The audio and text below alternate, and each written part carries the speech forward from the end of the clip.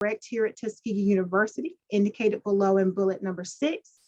But a lot of my passion and work that I have had the opportunity to do in working with young people has been initiated because of the belonging that I was able to establish as a member of the Manners organization.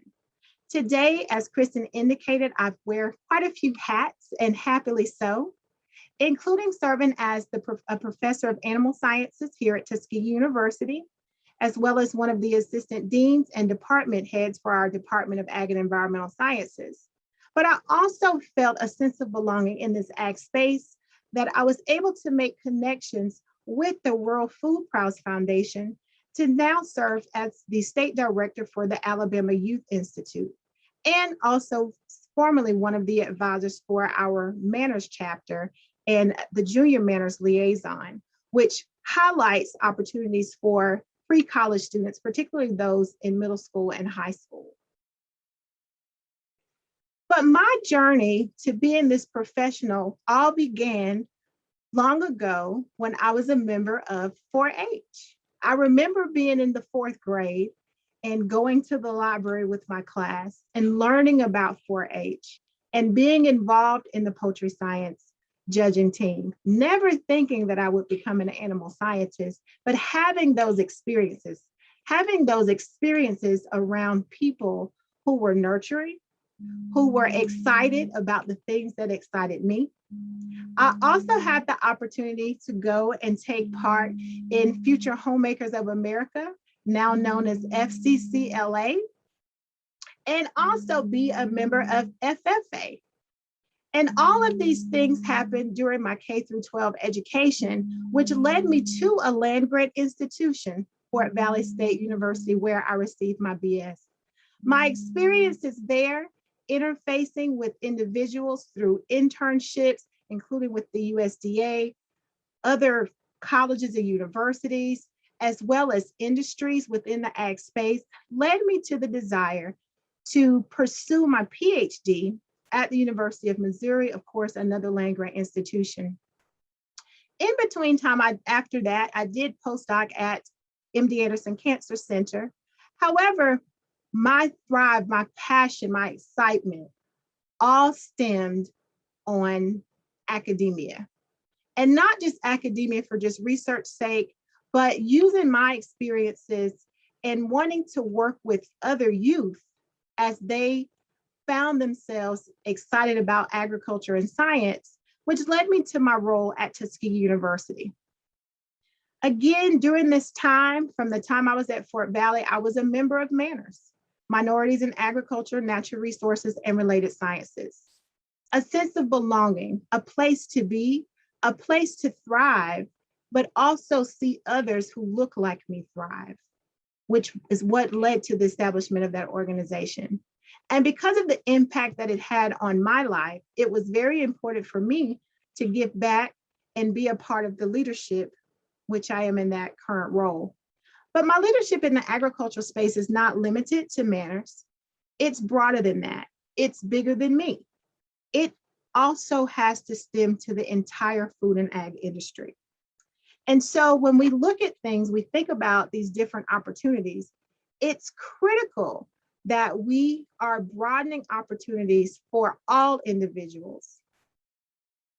Oscar Gonzalez talked about the importance of the private sector in helping provide opportunities in rural areas. I'm from a rural area, a one red light town in Homerville, Georgia.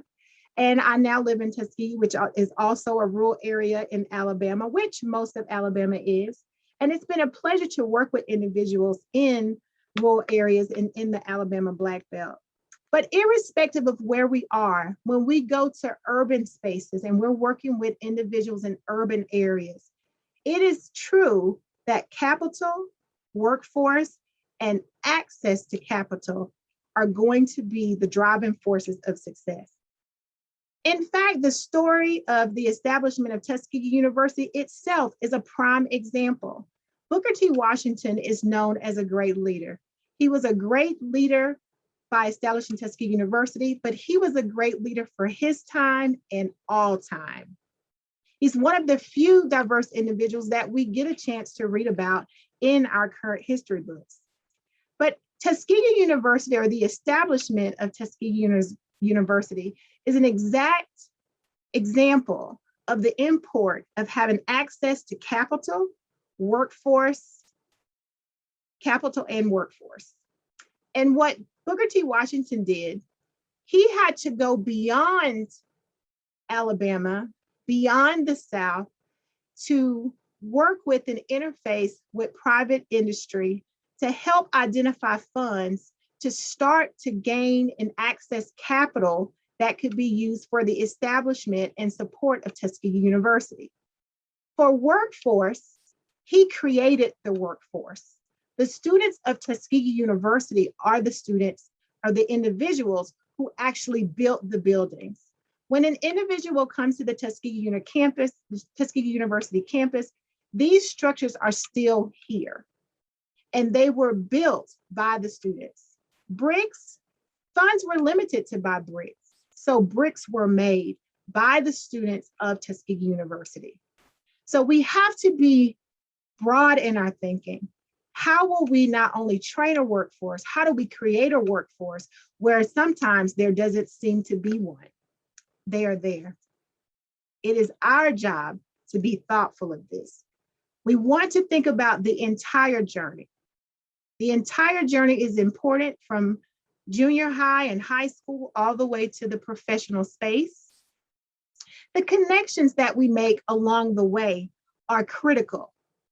This is how we form these organic relationships. These organic relationships lead to conscious connectivity, critical consciousness, how we think about how we respond to individuals, how we include individuals.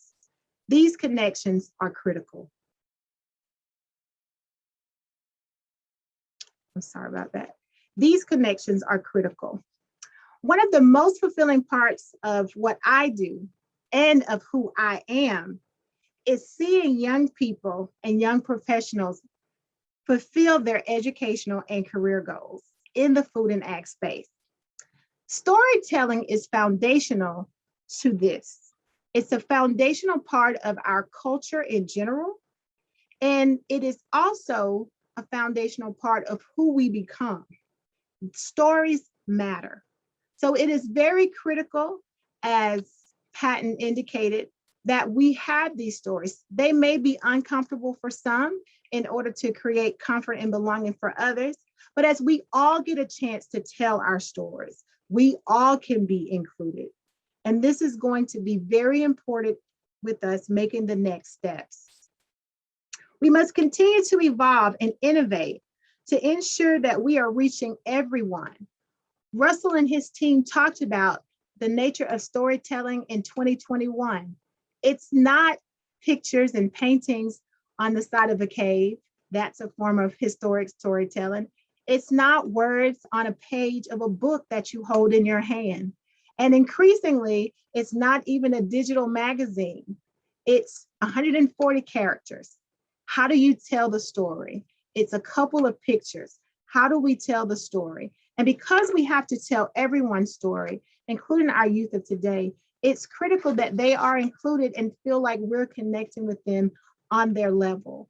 And so with that, I close. Thank you so much, Kristen, for having me. I look so forward to all of the work that we will continue to do together with Together We Grow. And all of you who are on the call, the challenge is put before you to continue to see how can you work with others so that we all can grow together. Dr. Olga Bolden-Tiller, thank you for closing us out.